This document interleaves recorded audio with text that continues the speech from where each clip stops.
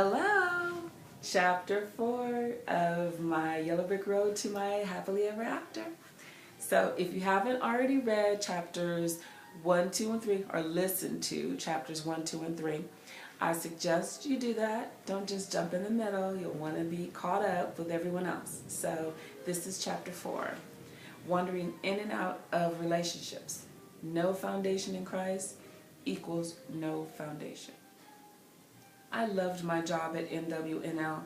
I was doing better financially and making sure I paid bills on time.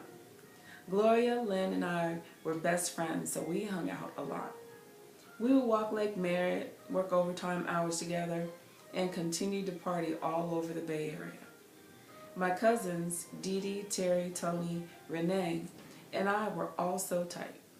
I was the oldest, but by a year or two, and only 5 days older than Renee, so we were close in age and spirit. We motivated each other through school and relationships, as families should. We used to go to church together too, but less as we got older. It should have been more as we got older, but we were young and looking for fun in life. We weren't smart enough to know that life without Christ guiding us was much more fun than life with Christ guiding us was more fun than life without Christ in charge. We would party together too, a whole lot. Sometimes all of us partied at the same place together. I love hanging with my girls because we just wanted to dance and laugh and have fun. No one would get overly drunk, then pass out, or get into fights. That was not my type of party. We partied at clubs from San Francisco to San Leandro, and anywhere else where there was music, drinks, and men. Most of the time my drink was 7-Up, but occasionally I would drink a tequila-based cocktail like a tequila sunrise. I loved to dance then, and still do, so I didn't like to drink alcohol when I went dancing. One night, Gloria and I were the only ones in the mood to go dancing, so we headed out to San Leandro, to a small nightclub Gloria loved to go to. I can't remember the name of it, but it was a friendly atmosphere and the guys weren't afraid to ask you to dance. We were sitting at the bar laughing and joking around when Gloria said some guy seated at a table nearby was checking me out. I laughed because she would say that, and I would look around to see someone's grandpa without his glasses looking past me at the waitress or something. She said, "Stop laughing, I'm serious, turn around." So I did. I spun my bar stool around and saw a guy smiling at me. I smiled back and turned around. Gloria laughed. "What are you doing? You know he wants to talk to you." Okay, if so, he will get up off his butt and come over. I do not go to men. I wait for them to come to me. Now when I just want to dance because my song is playing, then I will go to the first guy near the dance floor. Short, small, fat, tall, green with no hair. If my song is playing, I do not care what the guy looks like. I just want to dance. I'm not trying to marry him. Just dance with him. I laughed so hard I almost shot 7-Up out my nose. Gloria said, "Well, he must want to talk to you because he is right behind you." I thought she was exaggerating, so I laughed at her and spun my bar stool around. I was staring at the chest of the guy that had smiled at me. "Hello," he said. "Can I talk to you a minute?" "Hi," I said with a smile. "Sure." I talked better on the dance floor as he pointed towards the little parquet dance area. I laughed because that was a pretty smooth line. But I love to dance, so I jumped down off the bar stool and headed to the dance floor. We started dancing and he leaned into my ear. "My name is Derek. What's your name?" "Carol," I said. Then all the interested party questions were asked and answered. You know the ones. "Do you come here often?" Carol. "Yes." Derek. "No, first time." "Where do you live?"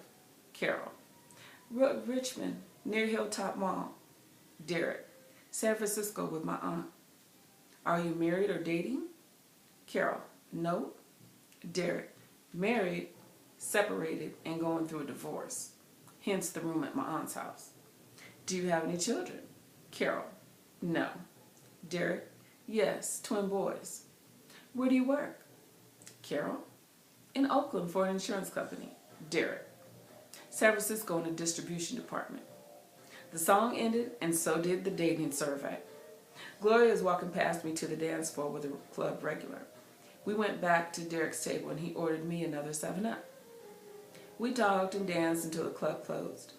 That was the beginning of my first relationship with a guy who had a full-time job. Amazing, right? Actually, that is sad. Derek and I went out several times to the beach or to dinner.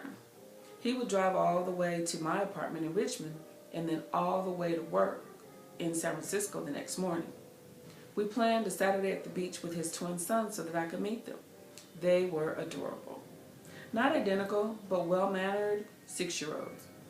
Could I be a stepmom to them? Yes, I could see that happening. Stones of love and respect were being laid on my yellow brick road. After 2 months of dating, he began talking seriously about marriage and a future together. He would call me every day at work just to say hi. I met one of his friends, but had not been to his aunt's house or to his job. He even came to support me at my runway fashion show, The Metamorphosis, from my modeling school.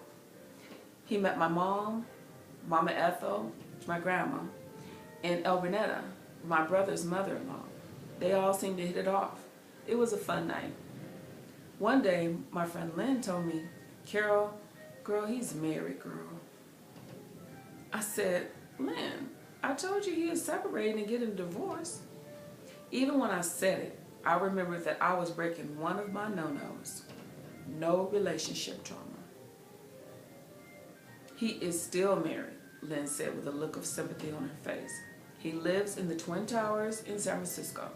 I wasn't sure, but I asked one of my friends, and she said she sees him over there with his wife and kids all the time. Sorry to have to tell you, Lynn really looked sad. I, on the other hand, was fuming inside. "Thanks, Lynn. My dumbass broke one of my rules. Here we go again. I just keep getting involved with Mr. Wrong.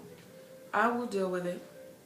I was supposed to meet Derek in San Francisco and pick him up at his job. When I found the location, I waited for him to come out.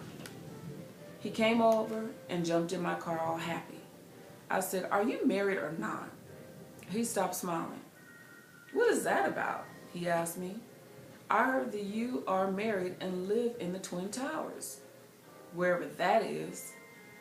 "You know I am," he said as he looked me in the eyes for the honesty effect. "I have to go get my boys and drop them off to and from school. Of course I still go over there every day. I was going to take you by there today because I have to pick up some things. Let's go now." So we drove to the Twin Towers apartments. It really was 2 tall skyscraper-type apartment complexes, side by side. We went inside and I immediately thought of the television show Good Times. It looked like the projects, run down with people hanging out, watching everyone else. We went up the elevator and into his apartment. It was nicely decorated, with family pictures on the wall. His wife was pretty. She was shorter than I imagined. He said he would be a few minutes to get some more things. He came back to the living room, and after 5 minutes with a large suitcase and a duffel bag. I have been moving out slowly because my aunt's basement is not really big. We walked out the door and locked up, then headed back down to the car. Although I wanted to believe him and let it go, in the back of my mind, I was going to keep my eyes and ears open. We went to eat, then I dropped him off at his aunt's house. I asked him if he was coming to the pool party the next day, which was Saturday, and he confirmed. We kissed goodbye, but it did not feel the same on my end. It tasted like deceit.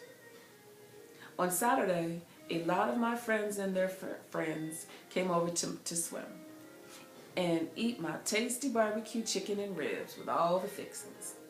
Roz, Lynn, Gloria, Dee Dee, Derek, Gary, Stefan, and more were all playing in and around the pool. I took lots of pictures since it was one of my favorite hobbies. It was a fun day. The following week began the downturn. Derek called me on Monday and said he was going to have to cancel our plans for Saturday because he had to take his boys to their bumper bowling class, then spend the day with them. He said he was sorry, but he would make it up to me. I casually asked him how long they had been doing the bumper bowling, and was it a long way to the bowling alley? He told me the information I was looking for, where it was, and what time they would be there. I was very good with reconnaissance, thanks to all the early missions Dee Dee and I had gone on when we were teenagers.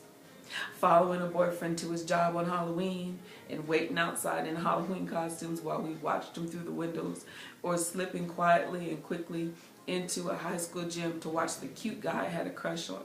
Now that's what I call early mission training. So when Saturday came, I was up early and drove to San Francisco. I parked away from the entrance, and 20 minutes later, Derek's car arrived. I watched him get out, go around and open the door for his wife, give her a kiss on the lips, and let the twins out of the back seat. Now you know a person's actions tells more than their words. If you are separated and in the process of a divorce, you are not kissing that person on the lips. Oh, you know I was hot. H-O-T-T-T. I can laugh now, but I could only see red back then. I did not want to make a scene in front of the twins. I watched them go inside, and then when I was about to go inside, he came outside. He went to the trunk of the car and was opening it when I got out of my car and went over to him. He was pulling out 2 bowling ball bags when I said, "Derek, what's going on?" He looked up, and I could see it all over his face. For an instant, the surprise in his eyes, shock in his eyebrows, wonder of his expression, and then he recovered quickly. "Hey, C, what are you doing here? I told you we couldn't hook up today." Wow, he was good. I just realized that I was dealing with a true player. Do not play like nothing's wrong. I saw you get out of the car, then kiss her. You are such a liar, I screamed. He said, "Nah, that's nothing. I will talk to you about it later," he said, looking towards the door of the bowling alley. I'm sure he was hoping she would not come outside. "But I have to take these inside." He motioned to the 2 bowling balls as he brushed past me and started walking towards the door. She came to the door looking for him. He went inside and then walked away towards one of the alleys. I was hurt, angry, and surprised. Yes, surprised. Even though I knew he was lying and about to get caught, there was a little bit of hope that I was wrong. Surprised, I was not wrong. If it smells like a stanky fish, he is a stanky fish. I jumped in my car and drove off. I was zipping in and out of traffic, tears streaming down my face. I was crying and screaming at the top of my lungs. "What a liar! I hate you!" I was driving extremely reckless.